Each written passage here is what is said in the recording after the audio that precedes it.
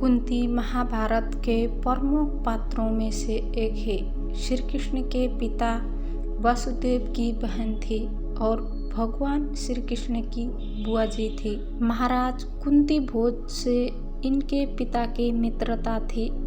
इनके कोई संतान नहीं थी, अतः ये कुंती भोज के यहाँ गोद आई और उन्हीं की पुत्री होने के कारण इनका नाम कुंती पड़ा। महाराज पांडु के साथ कुंती का विवाह हुआ और राजपाट छोड़कर वन चले गई। वन में ही कुंती को धर्म, इंद्र, पवन के अंश से युधिष्ठिर, अर्जुन, भीम आदि पुत्रों की उत्पत्ति हुई और इनकी सौत मांद्रिक को अश्विनी कुमारों के अंश से नकुल, सहदेव का जन्म हुआ। महाराज पांडु का शरीरांत होने पर मांद्री तो उनके साथ सती हो गई और ये बच्चों की रक्षा के लिए जीवित रह गई। इन्होंने पांचों पुत्रों को अपनी ही कोख से उत्पन्न हुआ माना। कभी स्वप्न में भी उनमें भेदभाव नहीं किया। पृथा महाराज शूरसेन की बेटी और वसुदेव की बहन थी। शूरसेन के ममरे भाई कुंती भोज ने पृथा को मार कर अपने यहाँ रखा। इससे उनका नाम कुंती पड़ गया। पृथा को दुर्वासा ऋषि ने एक मंत्र बतला दिया था, जिसके द्वारा वो किसी देवता का आह्वान करके उसके संतान प्राप्त कर सकती थी। समय आने पर स्वयंवर सभा में कुंती ने पांडव को जयमाला पहनाकर पति रूप से स्वीकार कर लिया। आगे चलकर पांडवों को शाप हो जाने से जब उन्होंने संतान उत्पन्न करने की रोक हो गई, तब कुंती ने महर्षि दुर्वासा के वरदान का हाल सुनाया। ये सुनने से महाराज पांडु को सहारा मिलाया। उनकी अनुमति पाकर कुंती ने धर्मराज के द्वारा युधिष्ठिर को, वायु के द्वारा भीमसेन को और इंद्र के द्वारा अर्जुन को उत्पन्न किया। इसके पश्चात पांडु ने पुत्र उत्पन्न करने के लिए जब उससे दोबारा आग्रह किया, तब उन्होंने उसे स्वीकार नहीं किया। कह दिया कि ये नियम विरुद्ध और अनुचित होगा। वास्तव में कुंती का वैवाहिक जीवन आनंदमय नहीं हुआ। आरंभ में उन्हें कुछ सुख मिला, किंतु इसके अनंतर पति के शापग्रस्त होकर रोगी हो जाने और कुछ समय पश्चात मर जाने से उनको बड़े क्लेश सहने पड़े। ऋषि लोग जब बालकों समेत विधवा कुंती को उनके घरवालों को सौंपने हस्तिनापुर ले गए, तब वहाँ उनका स्वागत तो हुआ नहीं, उल्टा वो सहदेव की दृष्टि से देख गई। उनकी संतान को वैध संतति मानने में आपत्ति की गई। किसी प्रकार उनको रख भी लिया गया तो तरह तरह से सताने जाने लगा। वो अपने पुत्रों के साथ वातावरण भेजी गई और ऐसे भवन में रखी गई जो किसी भी घड़ी भरकर सबको भस्म कर देता। किंतु हितैषी विदुर के कौशल से वो संकट से पुत्रों समेत बचकर निकल गई। जंगल में उन्होंने विविध कष्ट सहे। साथ में पुत्रों के रहने से उनके लिए बड़ी बड़ी कठिनाइयाँ भी सरल हो गई। इन्हीं कष्टों के सिलसिले में उनको पुत्रवधू द्रौपदी की प्राप्ति हुई। इससे उन्हें कुछ संतोष हुआ।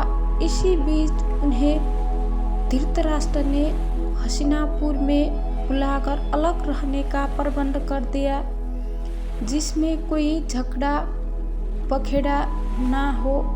यही थोड़ा सा समय था जब कुंती को कुछ आराम मिला।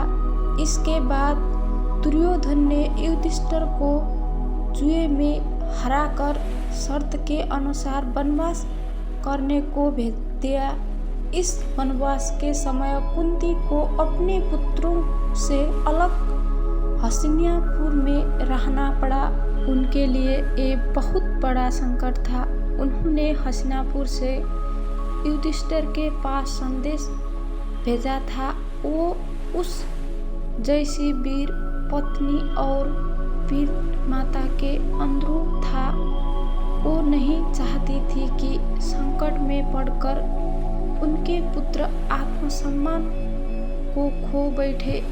संकट सहते सहते उन्हें कष्टों से एक प्रकार का प्रेम हो गया था। इसी से एक बार श्री कृष्ण के दरबार देने को तैयार होने पर कुंती ने कहा था कि यदि मैं धन दौलत अथवा और कोई वस्तु मांगूंगी तो उसके फेरे में पकड़कर तुम्हें भूल जाऊंगी। इसलिए मैं जिंदगी भर कठिनाइयों से घिरी रहना पसंद करती हूँ। उनमें फंसे रहने में मैं सदा तुमको स्मरण किया करूँगी। कुंती की सौत का नाम माद्री था। साथ कुंती का बर्ताव बहुत ही अच्छा था। वो कुंती को अपने बेटे सौंपकर सती हो गई थी। उनने कुंती से कहा था कि मैं पक्षपात से बचकर अपने और तुम्हारे बेटे का पालन न कर सकूंगी। ये कठिन काम तुम ही करना। मुझे तुम पर पूरा भरोसा है। जेठ सेठानी धृतराष्ट्र और गांधारी के पुत्रों ने यद्यपि कुंती के लड़कों को कष्ट देने में कुछ कमी नहीं की थी, फिर भी वो सदा जेठ सेठानी का सत्कार किया करती थी। पांडवों को राज्य प्राप्त हो जाने पर कुछ समय के बाद जब धृतराष्ट्र गांधारी के साथ वन को जाने लगे तब कुंती भी उनके साथ हो गई। धृतराष्ट्र आदि ने उसको घर रखने के लिए बहुत समझाए। वो रोए गिड़गिड़ाए भी किंतु नहीं लौटी। उन्होंने धर्मराज से स्पष्ट कह दिया कि मैंने अपने आराम के लिए तुमको युद्ध करने के लिए सन्नद्ध नहीं किया था। युद्ध कराने का मेरा उद्देश्य ये था कि तुम संसार में वीर की भांति जीवन व्यतीत कर सको। उन्होंने वन में जाकर अपने जेठ जेठान की सेवा सुश्रीषा जी जान से की। इस दृष्टि से उनका महत्व गांधारी से भी बढ़ जाता है। गांधारी को संतान प्रेम था। वो अपने पुत्रों का भला चाहती थी। यद्यपि दुर्योधन के पक्ष को न्याय विरुद्ध जाकर उन्होंने उसे विजय का आशीर्वाद नहीं दिया था, फिर भी माता का हृदय कहाँ तक पत्थर का हो जाता। उन्होंने कुरुक्षेत्र का सहा कर देख अंत में श्री कृष्ण को शाप दे ही डाला, किंतु कुंती ने 1000 कष्ट सहने पर भी ऐसा कोई काम नहीं किया जिससे उनके चरित्र का महत्व कम हो जाए। उनमें इतनी अधिक दया थी कि वो एक चक्रा नगरी में रहते समय अपने आश्रयदाता ब्राह्मण के बेटे के बदले अपने पुत्र भीमसेन को राक्षस की भेंट करने को तैयार हो गई थी। ये दूसरी बात है कि उस राक्षस ने भीमसेन 21 निकले और उसे मारकर उन्होंने बस्ती वालों का संकट काट दिया। कुंती इतनी उदार थी कि उन्होंने हिडिंबा राक्षस को भी पुत्रवधू मानने में आपत्ति नहीं की। कुंती का त्याग 5 पांडव को कुंती सहित जलाकर मार डालने के उद्देश्य से दुर्योधन ने पारणावत नामक स्थान में एक चौपड़े का महल बनाया और अंधे राजा धृतराष्ट्र को समझा बुझाकर धृतराष्ट्र के द्वारा युधिष्ठिर को आज्ञा दिलवा दिया कि तुम लोग वहाँ जाकर कुछ दिन रहो और भांति भांति से दान पुण्य करते रहो। अंत तक बने रखने के लिए आप सभी का धन्यवाद।